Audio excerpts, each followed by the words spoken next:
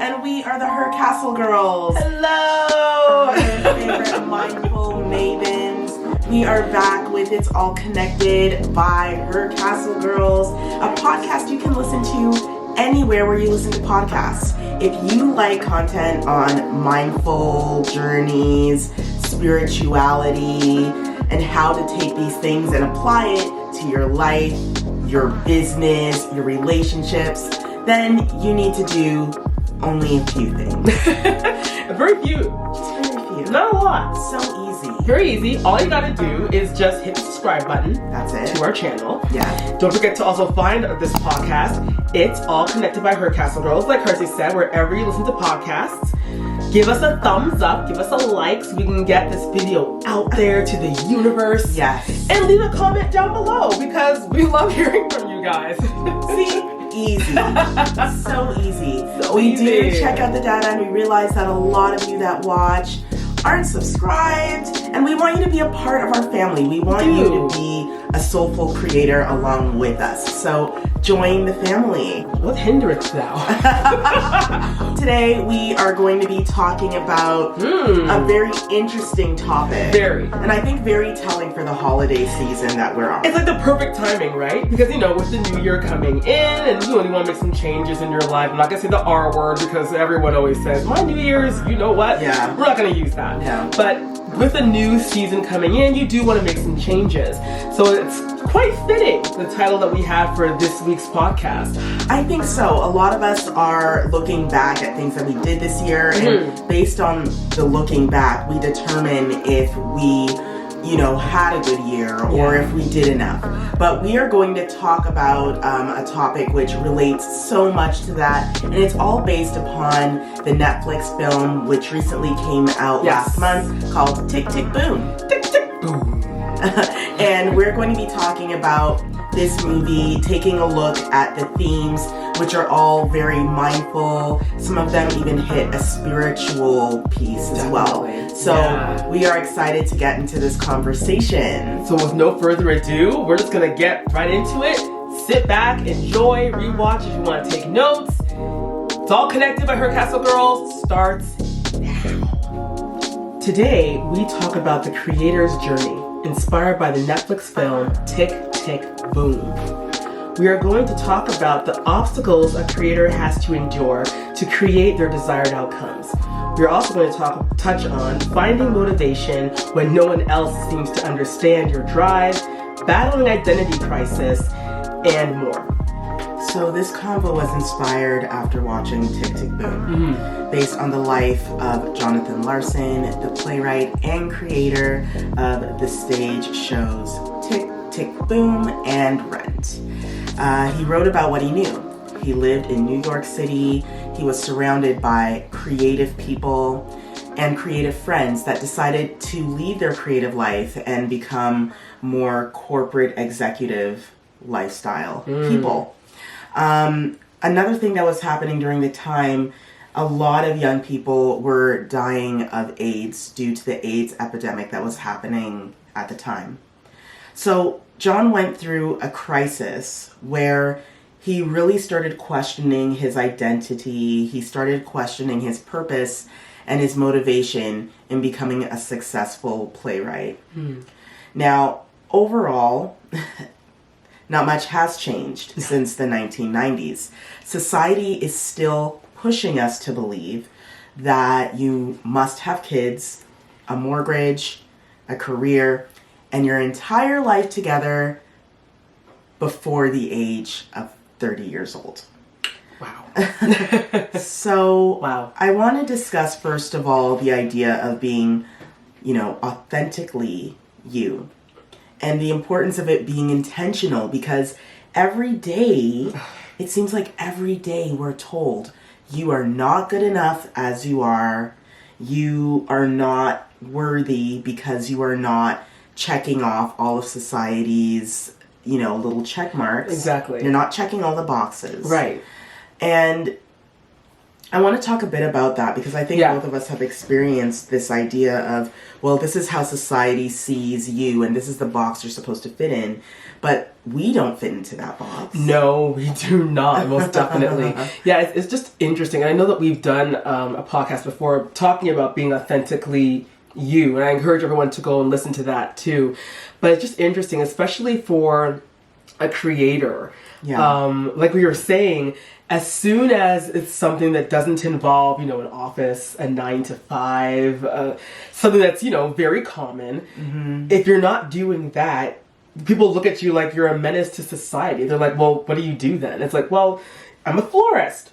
I'm a director. And people are just like, well, isn't that more like a hobby? Like they almost want to laugh at you for doing something that's not, conventional. Like when you were talking about Jonathan and his friends, they gave up on the dream because they're like, you know what, I'm tired, I'm hungry. Tired of being broke. They're starving artists. Things happen in life. And so they gave up the ghost and went to do an executive corporate job. Were they happy in it? Well, maybe not, because I'm sure they would have probably been more happy doing their actual passion, which could have been acting, dancing, teaching something from the arts, painting.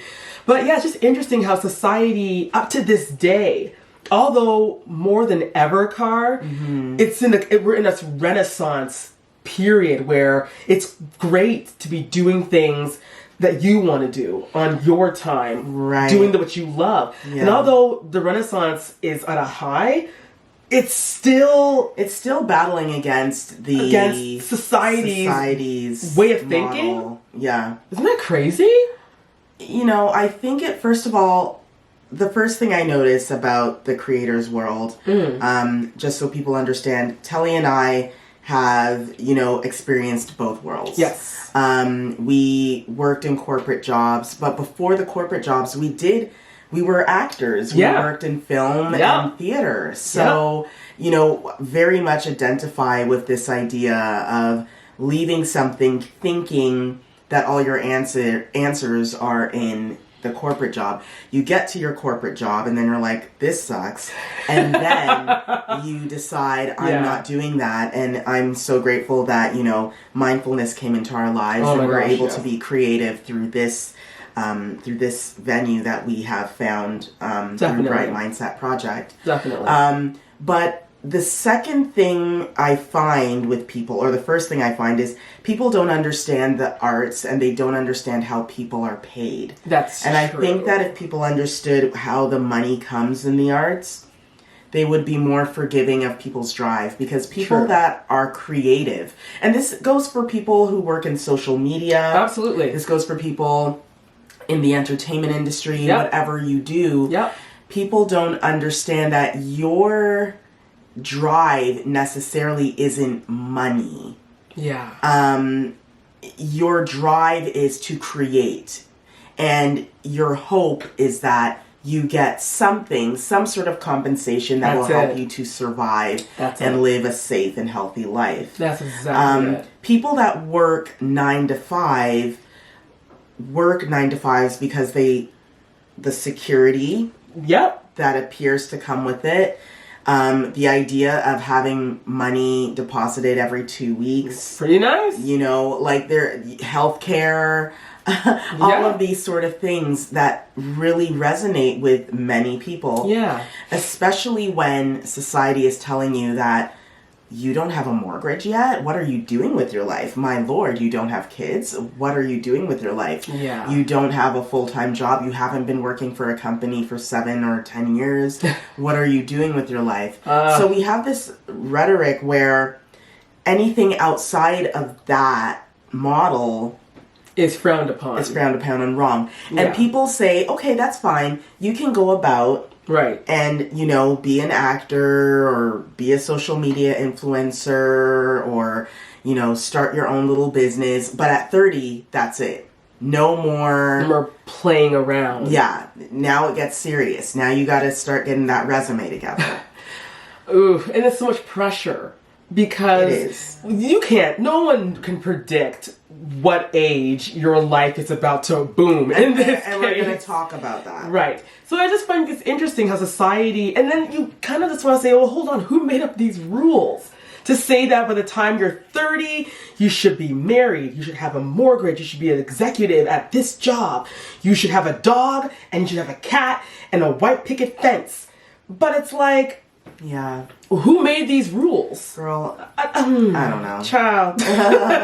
But I do want to talk about, because with this idea where, oh, you need to have the kids, the mortgage, and career by 30, right. What this does is it pushes us to live outside of our identity. The truth is, we are not all going to have the same plan. A little louder for the people in the back. Our lives are journeys, and everyone's journey is different. Everyone's timeline is different. Exactly. So, therefore, we are not allowing ourselves to live in our true identity. We're not. And one of the things I noticed is because we're not allowed to live in our true identity, when it's time to do so, we don't even know how to explain ourselves. We don't. Because it's funny, like you said, because we are not living in our truth, we start to live a lie. Right. So when people ask you now about your quote-unquote truth, which is actually a lie, and you have to go and explain yourself, they're like, well, exactly. And they get an attitude. Right. Because you're not even living in your truth in the first place. And when you start being asked about your truth, because the thing is, as creators, people are always going to ask you, what is your song about? What is your play about? What's your book? Your painting? What are these things about? And because we're not used to living in our truth, living in our true space, we even find it hard to translate our own thing. So, this is why it's so important to make sure that, don't let the ego get in the way, but allow yourself to really and truly live in your own truth. Mm-hmm. Michael, John's friend, was a talented actor who left the creative life for a high-paying marketing job. He decided he was not talented enough to continue in the arts. John's girlfriend wanted to take a job in another city to move on with her life. So, should one ever give up on a dream and subscribe to something that doesn't truly align? That is a great question. And I think everyone, and this sort of question is not just for the 29-year-old sitting there waiting to turn 30. Right. This is literally for everybody. Oh, I agree. Because there are 50-year-olds that are ready to make a change. That's true. 60-year-olds that are looking to make a change. Yeah. So, for me, I'll answer first. Mm-hmm. I really believe in dreaming, and I believe in dreams. I believe that if you dream it, you're dreaming it because your higher self is telling you, this is what you're capable of doing. And I feel that when you decide, I am no longer doing this anymore, I think you're cutting yourself short upon a blessing. It's like a part of you dies, right? Yeah, that's just me. Maybe I'm wrong, or maybe I'm foolish for believing in dreams, but that's how I see it. And I have many reasons as to why I say it. I don't think you're wrong at all, Car. I feel that, especially if God has given, there's so many talented people out there. And it's like that other movie that we watched, I think it's 30 Feet Away from Fame, something like about the backup singer. Yes. And how, they were so close, but they're still kind of far back. But the cool thing with that movie, as well as Tick, Tick, Boom, is their passion. Like, John's passion in this film, despite his best friends going and getting exec jobs, and, they're doing well. His girlfriend got a job in another country, another state. Mm-hmm. And he is still so passionate. And there's a lot of pressure on him now. Where people are like telling him, what are you doing? Like, dude, just take the 401k or whatever you guys call them in the States. Take that and do this. Take the free healthcare or whatever it may be and give up on your dream. But as creatives, and I'm sure you ask any creative, it's like your baby. Like, you gave birth to this. Yeah. And to just abandon it. I mean, honestly, I would even do it as a hobby. I can't fully give up something like that. I couldn't. And I wouldn't pressure anyone to do it either. Because if they have a talent, they should be praised for it and told, listen, keep going. Because it wasn't like he was like just sitting there, you know, not pursuing. It wasn't like he was, you know, living in his parents' basement. He had his own little place. He had a crappy job, but it was something. Yeah, he worked in a diner. Right. It kept the lights on sometimes. Right. And I don't know. I just can't tell people to give up on their dream. I'm like you. I'm a dreamer, and I'm very optimistic. Yeah. But it's also kind of like, I know it's pushing the envelope. I know a lot of people are like, yeah, but how far do you go? How far do you go?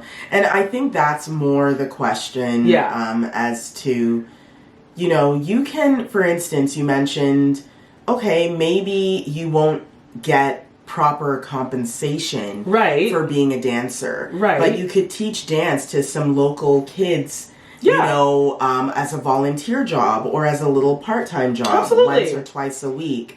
And you'll be making an impact on children's futures. Absolutely. So you'll still be doing that thing that is in alignment with you, and it will make you feel better about your days in, because the worst thing in the world is having a dream and then living out of alignment and never having that moment where you can live, dance, and enjoy the dream that you have. So true. So if you're a singer and maybe, you're not with a major label, maybe you haven't been able to pick up a lot of gigs, but you could join the local choir. You could join a local band that likes to do cover songs.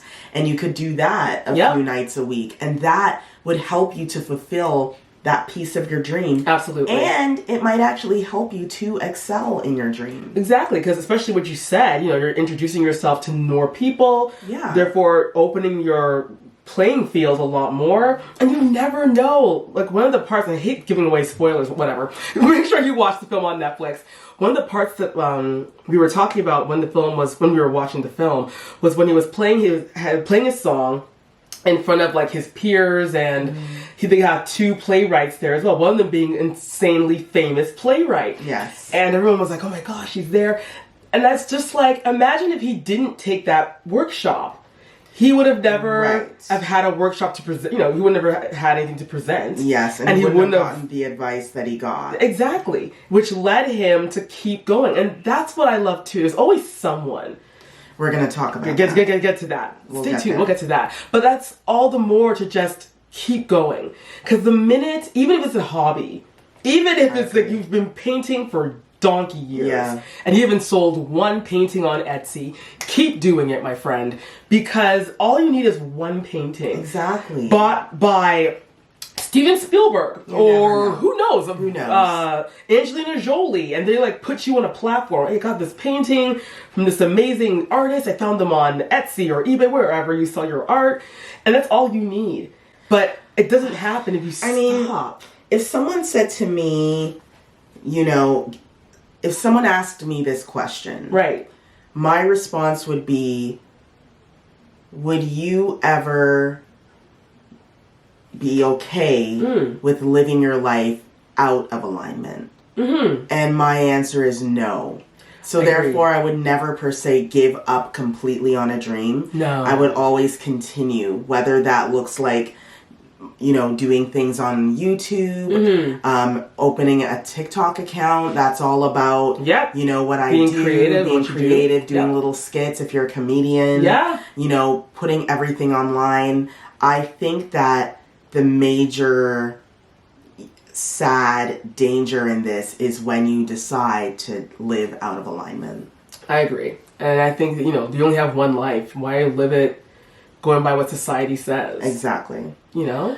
So I want to bring up another part in the film that brings us to another theme. So John is the classic broke artist, if you haven't realized. He's that starving artist. He keeps creating in hopes that he will get an off-Broadway show. Mm-hmm. You know, that is the outcome. That is the goal he has. He's trying to write a song for a specific character in this play, Tick, Tick, Boom. Mm-hmm.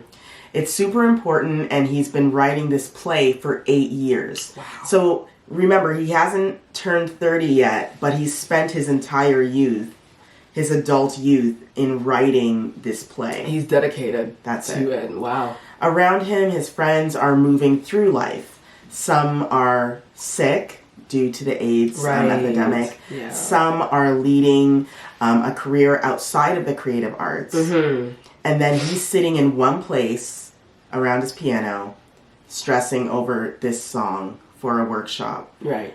While he's working at a diner and not being paid for the art that he actually creates. Yeah. So he lost hope for a moment during the film, and he thought, let me get a real job.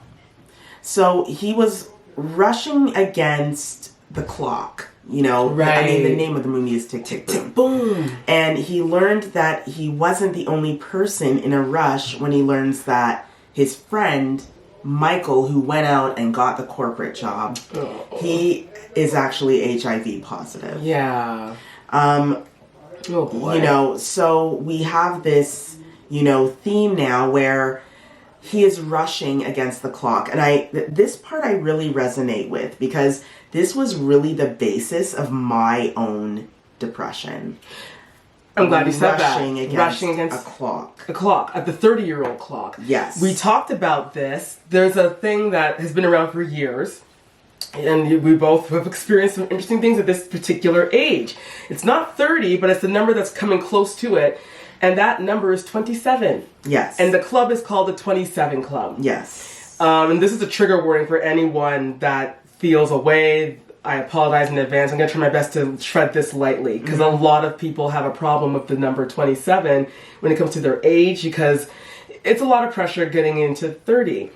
A lot of amazing creative people have passed at that age. Right. You can look it up. Yes. I'm not going to say any names. You can look it up, because once again, I don't want to bring this into a negative light. But I know for both of us, I know that for you, you struggle with a lot of depression at the age of 27 as well. Yes, I basically had a nervous breakdown. You did? At 27 years old, and it went on for years. I would say I didn't start to experience getting out of that dark place until around 33 years old. Another interesting year. Another interesting we call that the Jesus year. Right. And, you know, the idea of, you feel this pressure that you need, again, we talked about the career, the house, the kids, the whole shebang. All of that by 30 years old. Yeah. And when you want to achieve something, and when you are, you know, looking at how other people are, and we're going to talk about comparison syndrome in a second. Girl. Because that is a fuel for a lot of this as well. True. But then, you know, John learns that his friend is like, the reason why I took this exec job, the reason why I moved into this beautiful apartment and I drive a BMW is because I don't have a lot of time left. Yeah. And I really want to live out my life. So what was the driver for John to suddenly want to change and leave writing behind?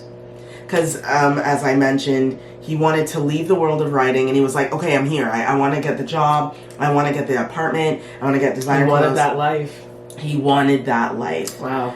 Because comparison syndrome. It hit him again. And it's so funny, like, and that's the thing I need people to understand. There is no cure for comparison syndrome. It will sneak up on you. It sneaks up on us. It sneaks up on you. There is no magic pill to take where you will never compare yourself to someone else. It's not possible. What is possible, though, is being aware and being conscious of the feelings. When you feel that, oh, I wish I was right, kind of just stop yourself and say, no. Exactly. I am who I am. Exactly. And that's the one thing that, you know, when it comes to identity crises, I really feel that that's sort of my sort of niche, because that's where I was, and that's what I that's where I love to help people. I love that. When they're going through that identity crisis, which is definitely what John was going through at this specific time. Mm-hmm. And comparison syndrome is something where you literally have to be aware and have to have a recovery strategy. Yes. How You must am I have a going recovery to get strategy. out of this? That's Does it. it mean closing down Instagram and hiding it in a file? Then so be it. Then fine. That's a recovery. Does it mean journaling about why you think this person is doing better than you? Then that's your strategy. So be it. But comparison syndrome will make you think that you're late or you're stuck or you're wasting your time. That's it. And it's a deceiver because many people end up leaving their true purpose or leaving the alignment basically because they want to be like other people. They want to be the Joneses. Exactly. And again, it's a different timeline. It's a different purpose. Maybe they are here to be the most famous marketing executive in the world, but that is not you. You are meant to be the best cook, the best dancer, the best mom, the best father, the best whoever. Right. There is a different timeline for everyone, but comparison syndrome, it will eat you alive. Makes you say, no, I'm not good all on the same timeline. This person became a millionaire by 30, so you must do the same. This person did TikTok dance and they became a millionaire, and I'm here and I've been on TikTok for years and I haven't made it yet. Right. But that's the interesting thing too with comparison and wanting to be different. Like, you say you want to be different, and then but you still have this like yearning to wish that you could fit into this box that everyone else is in. Because we're told that the box is so good. And then when you get in the box, you're just like, I feel weird, I feel itchy, I don't feel... Because you were never meant to be in that box, boo-boo. Baby, it was not meant to be for you. Yeah. It takes bravery to it does. stay out of the box. And it takes, we mentioned intention in the beginning. Yes. And it takes a lot of intentional movement to say, I am not going to fall into the box where I need to be this because everyone else is. Girl. All of that. All of that. I guess. All of that. Like, okay. But another thing I wanted to mention is Jonathan's girlfriend. Yes. Her name is Susan. And her name is not Susan. And that was a great track. And she wanted to accept a job outside of New York City. Right. And what she wants, ideally, is for John to move with her. But of course, moving from New York as a playwright that wants to have a play on off-Broadway and then eventually Broadway, that doesn't actually make any sense. No, not really. He avoids her for days. And then, because of the focus he has on his workshop, Susan eventually breaks up with him and leaves. Yeah. So I want to talk about the creative in a relationship. Yeah. I think that's important. It is. And I'm glad we had this discussion even, like, the guys, we went into this discussion late into the night. We were up, just like discussing things. I think we both can agree. People need to understand something about creative people. We are selfish. We are. Because we live so much in our head, a lot of things go over our head. In the movie, she says, why didn't you ask me not to go? Which seems very common sense. Right. But as a creative, he lives so much in his head. When he's doing, thinking about his songs, in his mind, the whole city is doing the dances and singing with him. He is locked into his creativity so much. Nothing else outside of that world matters to him. Unfortunately, that she fell into that box. He loves her, like any creative. Yes, of course we want to be in relationships. Yes, we want to be there for our men, for our women, but we are super duper soaked in our creativity. So a lot of things go over our head. A lot of things go over our head. And that's the thing. I want to bring it to a level for people that aren't creative or don't have a creative streak. Right. You really have to look at a creator as someone who is a parent. Truly. And the art is the child. That's it. And the creator, their job is to do everything in life to make sure that this piece of art survives and gets the recognition it needs and gets the love it needs from the world. Yeah. And sometimes there are people that don't understand that as a partner of a creator, you have to understand that they're in their zone right now. They're working on their workshop. They're working on their gallery show. That's it. Right now is not the time to talk to them about, our relationship right now. Because they're not going to pay attention right now because their kid is in need of nurturing. That's it. And they're going to focus on that. Exactly. If I'm planning a course or, if you're planning a talk. Yeah.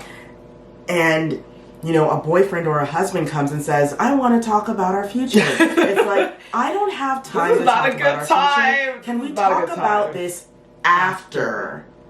After the course, after the talk, after the gallery showing, after the workshop, we can sit down for 3, 4, 5, 6 hours and talk about our future. But right now is not the time. It's not the time. And this is why I truly believe that you have to make sure that you're really working on finding people that understand. This is why most artists date other artists. That's it, because they understand. Because they're in the zone as well. It's like doctors who usually like to marry people that understand that their hours are crazy. They could end up at the hospital at 2 a.m. in the morning. That's it. And if you don't understand that, you may not last. Right. Because you'll be like, honey, why aren't you home for dinner? I am doing open heart surgery right now. Can I call you back? Right. So that mindset, you have to understand the mindset of a creator. You have to. And when I say creator, I don't mean just, painters or whatever. I also mean business owners. Yeah. Depending on your business,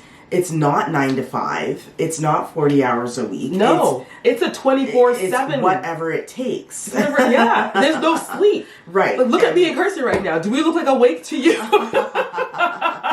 Like, this is a 24/7 vibe. Yes. Come on now. In order for this to work, there has to be an understanding from that partner. And I think that in this film, he does do a good job of illustrating that, it's work. It's work. It's a lot of work. Well, you know what? Real quick, what I loved was that even when she was talking to him during the fight, he was so inspired by the fight that he put the fight into play. Yeah, he put it into play. I think the song is called Therapy. Yes, and it's basically them talking about how they feel bad that you feel bad, and I feel good that you don't hate me, and if we love, and it's just this long thing that is actually very realistic to the truth of relationships. I just love that. It's like that's just like a creative. We take everything and just turn it into art somehow. It's like, oh shoot, that's a horrible situation. Oh wait, that inspired something, and we're gone out the door. That's just how we are. Truly, inspiration comes from everywhere. By the end of the film, you realize why intuitively John was rushing to get his show up and running. Right. He died in his home early in the morning hours of January 25th, 1996. The day of Rent's first off-Broadway preview performance. So, isn't that crazy? Girl, he didn't get to see the show. He didn't get to see his success. He didn't get to see the movies, the TV specials, the awards, accolades, the praise. He saw none of it. He never got to see it. He was 35. Wow. So indeed, intuitively, he was so aware of his timeline. He was. And it's funny because although physically, when when his friend Michael revealed to him that he was HIV positive. Yes. And, he said, listen, if anyone knows about, time, it's me, Michael. All this time, this disease was building up in Jonathan that he had no clue about. And although he had no clue about it, this thing was almost like pushing him, saying you have to keep going. And oh man, we're now hitting into the real, like, the spiritual side of all of this. Definitely. This idea that intuitively, spiritually, in your soul, you know what must be done. You do. You have the answers. Yes. Girl, and I love how you said that, and with you saying that, you just hit a point there that just dawned on me now. Although he didn't know what was going on, he had no clue. He wasn't a mind reader. He didn't know he was going to get all these... He had no idea. He didn't even know that Rent was going to do anything. Because he wrote the play, and he abandoned it. He abandoned ship, did other things, and then went back to it. Right. But the fact that because he wasn't around to see the praise he got, he had to give himself his own praise and be like, yes, I did this. Like, he had to pretty much accolade himself because he wasn't allowed to see it. You know what? And this is not only something for creative people, but for people in general. You are not always going to get the crowd giving you a standing ovation and applause. That's it. You have to find your way to encourage yourself. You do. To continue on doing whatever it is you are doing. You do. It's weird. I say to you and I say to myself all the time, you are your biggest fan. I mean, before everyone else starts applauding you and high-fiving you, you have to applaud and high-five yourself, basically. Because no one's going to buy the dream unless you're selling it properly. I agree. Girl. And the thing that I learned from this, his story and the idea of, passing away at such a young age is truly, you have to live every day like it is your last. You do, and boy did he. And that's the interesting thing, with him and other men and women who passed away way too soon, even people from the 27 Club, they're known because of their work. Like Jimi Hendrix, Kurt Cobain, Janis Joplin, Amy Winehouse. Like so many of them, they left a legacy that is so profound. Yes. And even people that don't fall into the 27 Club. But you have Marvin Gaye, you have John Lennon, you have James Brown, Michael Jackson, Whitney. Like they've left so much amazing, and that's just singers. I'm talking anyone, like artists, Everyone writers. Is leaving a legacy. They leave something. Even if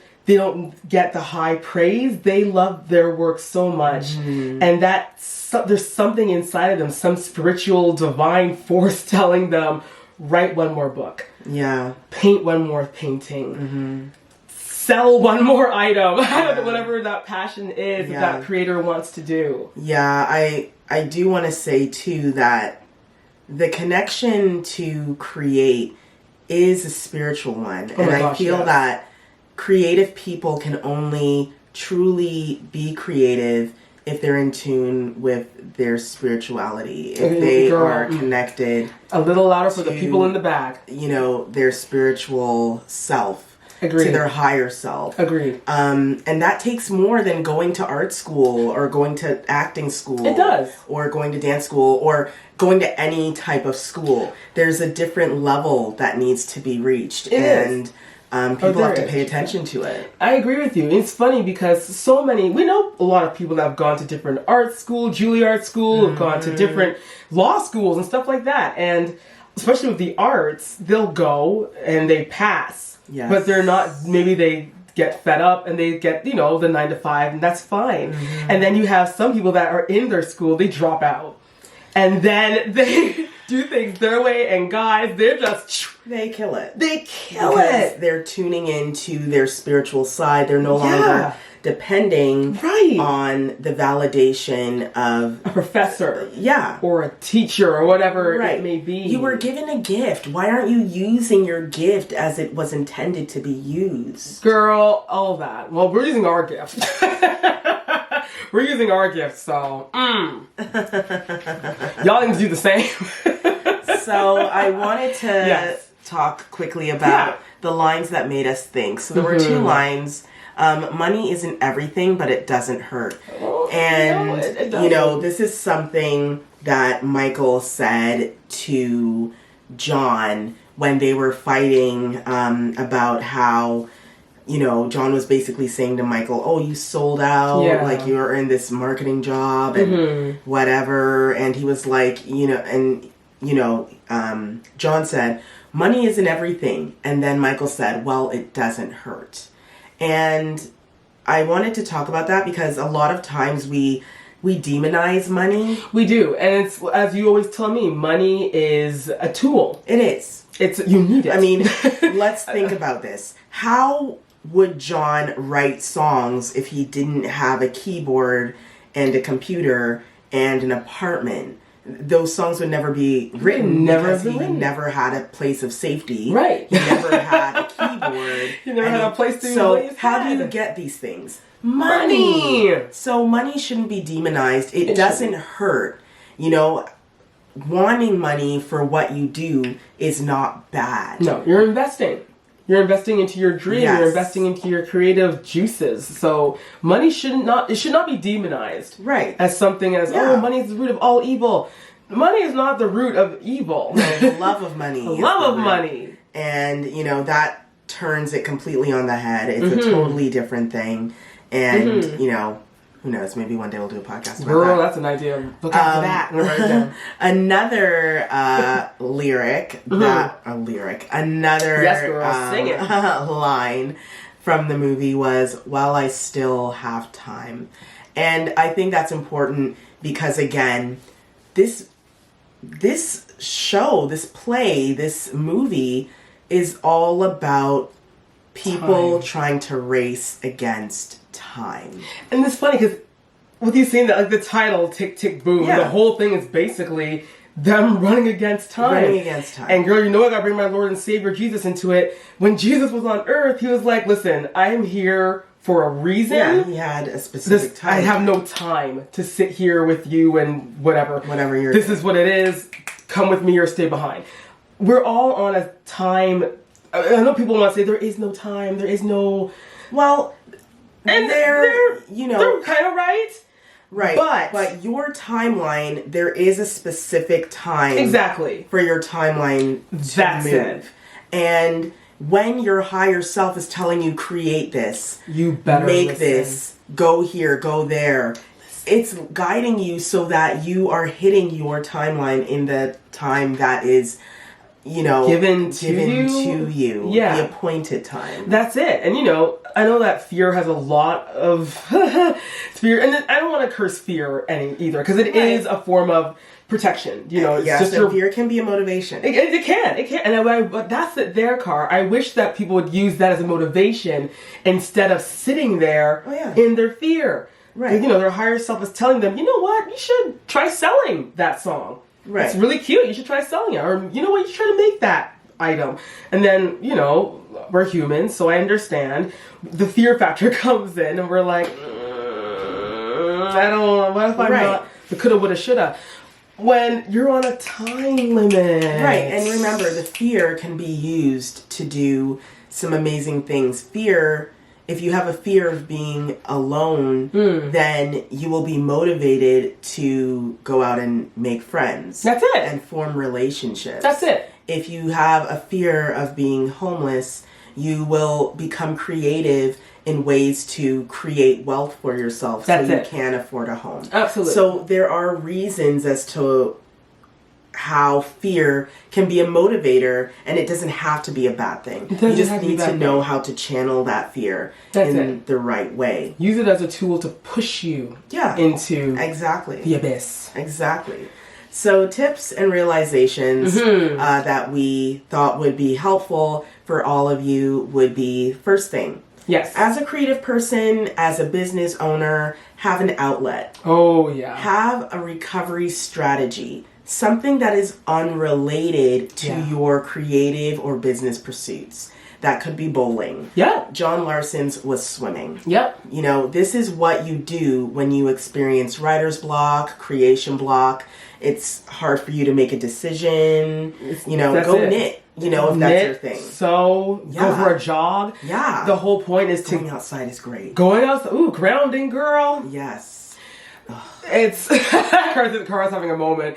I don't blame her, but just getting outside alone. And that's it too, Car. It's amazing what happens when you just get out of your space. Go outside. Even if that's it, just stepping outside and standing in the middle of the sidewalk and just inhaling. Sometimes that could just be the getaway. Hey, deep breaths. And that's all a person might need. Yes. To get those creative juices flowing. Because, girl, you know I'm indecisive. I'm a Gemini, so girl, it's a whole thing. So whenever I get, like, so indecisive that I start getting annoyed with myself, what I do is, okay, you know what, Telly, let's do some deep breaths. I'll do some deep breaths, and then just take myself out of of myself, basically. And I'll go for a walk. I'll do everything else that's not related to what we're doing. Yeah. And then while I'm there, fiddling around with other things, I'll just be like, oh my god. The ideas start to flow. Girl, like a river. Yes. A river. Cry me a river. That's it. Boom. That's it. Girl. So that's one thing. Another thing is a realization, and you know, John's favorite playwright was Stephen Sondheim. Yes. Sondheim. And you know, he passed away last month at 91 years old. Oh, wow. And you know, he created the West Side Story. He created In the Woods. And a lot of plays and stories that many of us know of. But the thing is, he always encouraged John through his development years of writing. Wow. He told him, this is great. Yes. You know, you need to do this, but you are great. You are doing great things. And he was just this encouragement to him throughout the years, and it kept him going. It kept him motivated to keep writing and creating. So this is another spiritual step. Yup. And the thing is, what you have to realize as a creator, as a business owner, the universe, your divine source is always going to show up. Always. To let you know you are supported and you are on the right track. It's always going to show up. You may think, and they always come at the right time.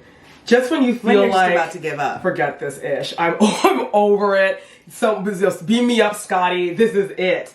All of a sudden, it could be a phone call, an email. Yeah, it could be a comment on your Instagram. With someone saying, "Oh my gosh, your post, your meditation, it helped me so much today. You have no idea. Thank you so much. Keep up the good work." And that's all you need. And this is why it's important that, you know, always look for those signs. Always. Because don't worry, there's an appointed time for your dreams to become reality, which is why I am a firm believer that no one should completely give up on their dreams. No. You know, if you need to take a break, take a break. But I really do feel that you need to stay in it. You have to stay in it. At some degree. At some degree. Because even if, you have to think about generational, right? Yeah. Because even if you keep doing it, you inspire someone else, and maybe they forego, and they come back about you and say, you know, that work from this artist or this person, you know, they're not very famous, but they inspired me. And you're creating a legacy. That's it. You know, and this is something that I hope everyone gets from this, you know, podcast, from watching this movie. If you take the time to watch it, really apply, you know, certain realizations to your life and realize that you are capable of achieving so much by continuing to go on. Many people, 95% of people are going to give up. They will, because they just figure if they don't have time for it, they're going to give up. You want to be a part of that 5%, that 1 to 5% that is going to hang in there, that is going to keep on going, that is going to continue following their dream. Absolutely. And you'll be able to reap the rewards. Will the rewards always be money? We don't know. We don't know. Will the rewards be inspiring a nation? We don't know. But at some level, it's going to inspire someone's life and make their life better. So I'm so happy we watched that movie. I am too. It's funny how I love biographies like yourself. Yes. Especially ones that have to deal with creative people.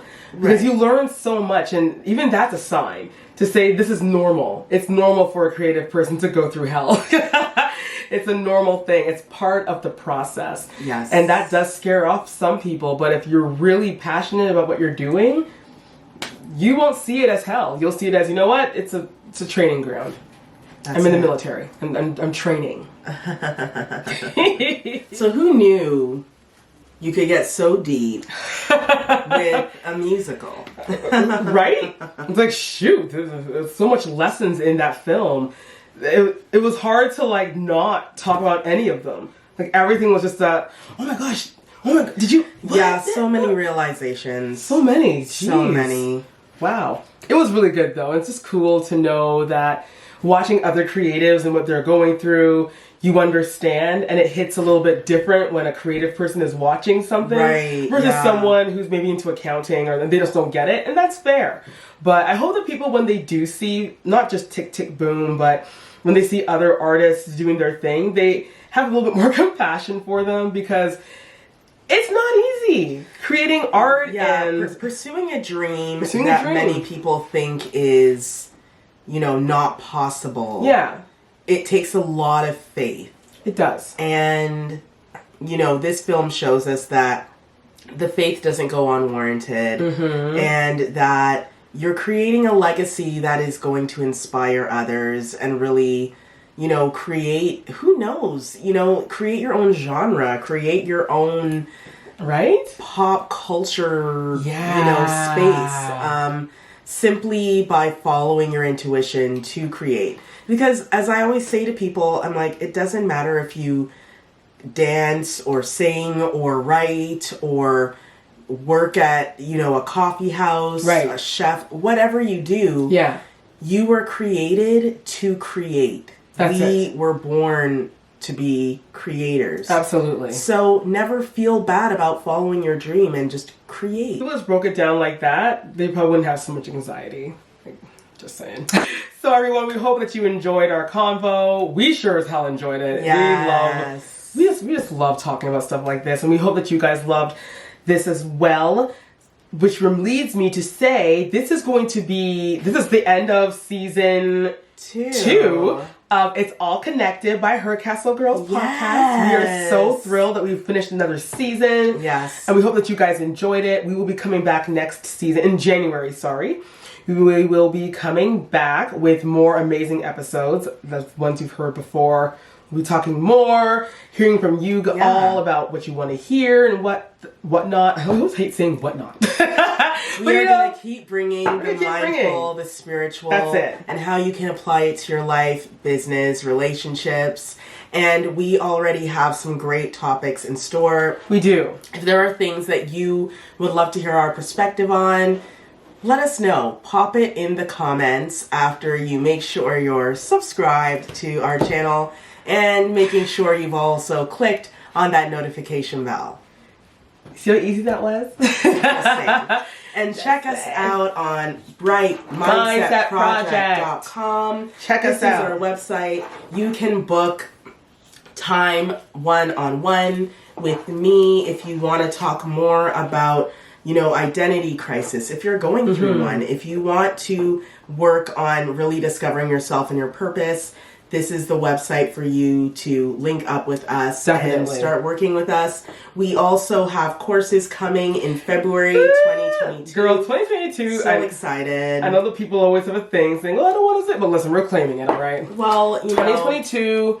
We's coming for you. We also have some awesome things in our store. So if you go to brightmindsetproject.com, go to our store, you will be able to check out our Bright Minds, the Bright Mind. Sorry guys. It's very hard for you guys to see, unfortunately. But the Bright Mind, it's an affirmation card deck. And this deck is limited edition, meaning after they're all gone, you won't see it again. So only a few lucky people will be getting this, and we are excited to offer this in our store. So just head over to brightmindsetproject.com, go to the menu and hit store, and you will see these amazing affirmation cards that will be there to support you and help you as you work through your mindful and spiritual journey. We could all use a bit of support, so listen, I welcome any support I can get, as I know you will too. Once again, everyone, thank you so much for watching. Thank you so much for supporting. It means the world to us that you're all just into what we're doing. We're all in the same spiritual vibe, and it's amazing. It's been an incredible year for us. Yes, it has. And we're looking so forward to going through this times 10 with all of you in the new year. Be safe, be warm, depending on where you live. We're here in Canada, so we're trying our best to keep warm over here. But for all our lovelies that live in those hot climates, remember us. Send some warmth our way. Send some warmth this Christmas. We'd appreciate it. Thank you so much, everyone. Yes, make sure to take time to be joyful. Make time to have fun. Yes. Just enjoy your life. You have to. Be like John Larson and live like today is your last day. And stay bright. Right. All right, guys. To your elevation. We will see you in January. Bye, Snow Bunnies. Bye.